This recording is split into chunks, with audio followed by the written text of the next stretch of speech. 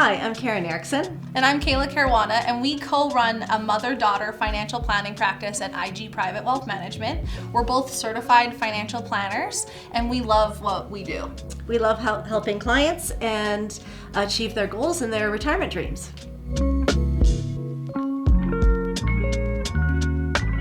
You want to consider retirement planning as soon as possible because basically as time goes by, goals get in your way. If you're young, you got to put yourself through school, and then you want to save for your first house, and then you have a child, and every time you delay saving for retirement, it leaves you less time to compound all of that money in order to grow your retirement pool of assets. So I'd say start as early as possible is always better. And when you have more time, you have time to plan for all of the things that you might want to spend the money on during your lifetime. So the earlier that you start, the more choices you have, the more flexibility you have, the more places that you can start to save your money. And then with the power of compounding and the power of time on your side, you can make decisions that are best for you at any time in your life rather than being forced into specific decisions. Yeah, when you're young, you think retirement, when is that ever going to happen? So then you delay those things, and it's more of the immediate things that you're planning for and focused on, but putting a little away for the long-term goals is always the best idea.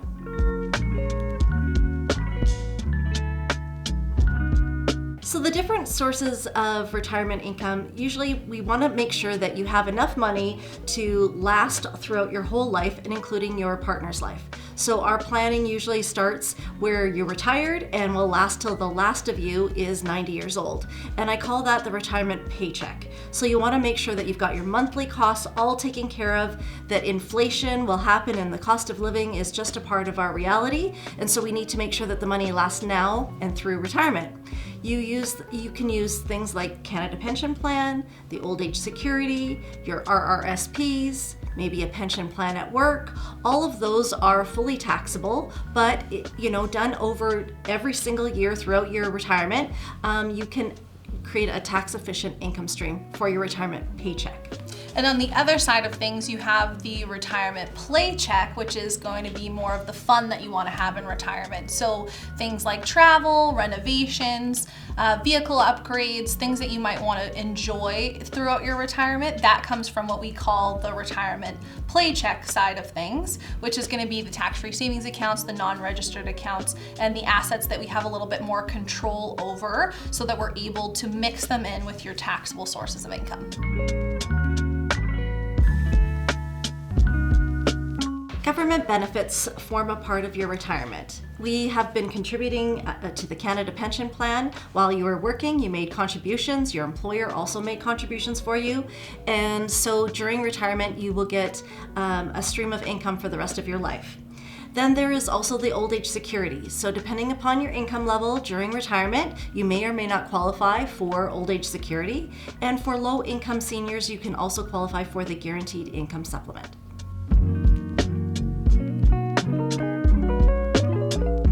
There is a lot of information out there when you are preparing for retirement.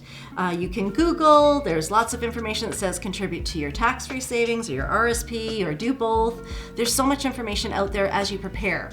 Where there's not a lot of information is actually how to get your retirement income out tax efficiently as possible. And so that's where really it's about doing the math. And we have access to powerful financial planning software called Conquest. And it actually devises and it uses AI as a part of its structure. It says that this is going to be the most tax efficient income stream for you. So, you have your guaranteed money from Canada Pension Plan that you'll know exactly how much you qualify for when you retire. And then it will then take your RSP or your RIF minimums and put those in there. It'll take your pension plan. Things that you really can't control how much or how little you take out will be first. And then it will tell you how to subsidize your income during retirement, especially when it comes to lump sum things. So you want to go on a big vacation to China and it's going to cost you $30,000. You don't want to necessarily pull those out of your RIF because that's fully taxable. So it's really important to make sure that your income stream is tax efficient for your monthly expenses, but as well as any kind of travel or lump sum to do renos on your house. All of that is done through software. So we let the math really speak for itself. So if you're trying to do this process for the first time and you're thinking, well, where do I start? It's all about having a conversation with your partner about how do you want your retirement to look? What do you want to do in your retirement? And get kind of a base understanding of what those expenses will start to look like.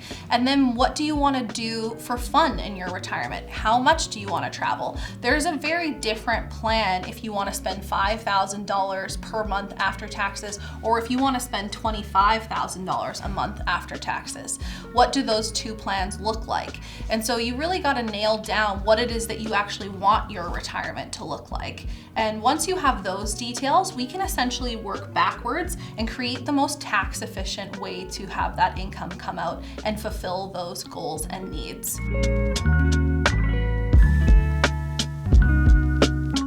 I think that when we talk about how to adjust your portfolio over time, I think that the common analysis is that as you get older, you should have less equities and more fixed income, which is more things like GICs, high interest savings accounts, bonds, etc. And I really think that that really is a personalized approach, because what you want to do is make sure your risk tolerance is comfortable for you. So we do a good job of making sure that your investments always match your risk tolerance, and I think that's what's important whether you're pre-retired or retired, because you need to be comfortable with the ride that you're on in the markets and outside of the markets, and make sure that it's comfortable for you.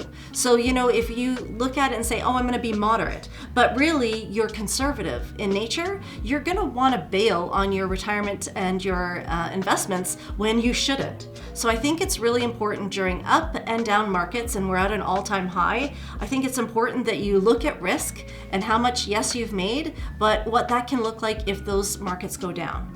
So I think now's a good time to be making sure that you're looking at that and then seeing what ride is comfortable for you for the long term. That's the most important. And then also your timeline. So as you get older, your timeline decreases, which means that you should be more conservative. If you've got some goals that are going to be coming up in the next year to go on a trip, you don't want that money in the market for the long term. You want that in cash or cash equivalents, so that you don't need to worry about when you actually go on the trip. You have the money ready to go. So I think it's about risk tolerance, and I think it's about timeline.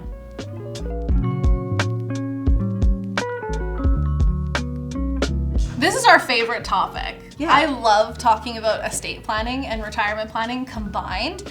It does lead into one of my points about, do you want to pay tax now or do you want to pay tax later? Once you've answered that question and you start to have a very solid retirement plan, what is it going to look like if you passed away or you and your spouse passed away? Two different things happen. Upon the first person's death, you may have spousal rollovers that can provide a mitigation of taxes. So you can roll from one spouse to the other to mitigate those taxes. Upon the last person's death, it gets a little bit more tricky. So upon the last person's death, you have things like your principal residence, your house, that you have to deal with through your estate and through estate planning. And you also have all of your investments. So to simplify it, all of these accounts have different tax implications upon the last person's death. And it's important to just understand what that tax bill looks like. Yeah, so as you go through retirement, if you pass away earlier in life, then you might have bigger tax bills that are going to come at that time. If you both live till you're 90, then obviously we have reduced some of the RIFs, and we've tried to get the money out of the RIF slowly, called a RIF meltdown. And then we want to make sure that the money will roll over efficiently. So you want to check your beneficiary designations, making sure that everything will roll over properly, as well as make sure that there's money left in the estate to pay the final tax bill. Because once those RIFs and RSPs and all of that come taxable, it's a huge tax bill. And I think that it's shocking to people when we show clients, oh, if you both live till you're 90, this is still going to be your tax bill at death. They're like, wow, that's a big one. But that's what happens, is because you're allowed to roll over to your spouse your registered investments, but then when that final person passes away, that's when the tax bill has to be paid. So you want to make sure that things are handled appropriately, you have good beneficiary designations, you want to review your will, and we'll talk about that in our next next segment, but review your will and your documents and making sure you know everything is in place so that you know where to go, what needs to be done, and you have a list of all of your assets so that you're not hunting around looking for a safety deposit box key. Do you have one or do you not have one? Do you know where the keys are? Do you know the safes codes? You know, all of those things are super important, and that's what has to be dealt with on the last person's death.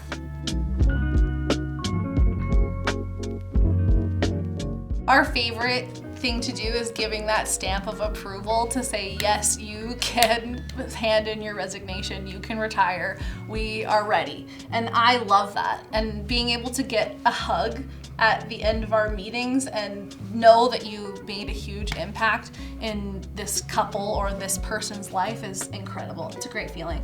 We get to watch them on Instagram and watch Travel. them live their life that they've always dreamed of during retirement. Yeah. And you know what, they give us a shout out every once in a while to say that they're doing what they love in retirement because of our help. And I think that is very rewarding in this career, which is not something I grew up saying, I'm going to grow up and I'm going to be a certified financial planner. It's not something you could have, but that's not something that you kind of like dream of. But the impact that we make in our clients' lives, and we can help them to successfully retire and do it when we know that the money will last and we know that they can achieve everything they want, it's a very satisfying part.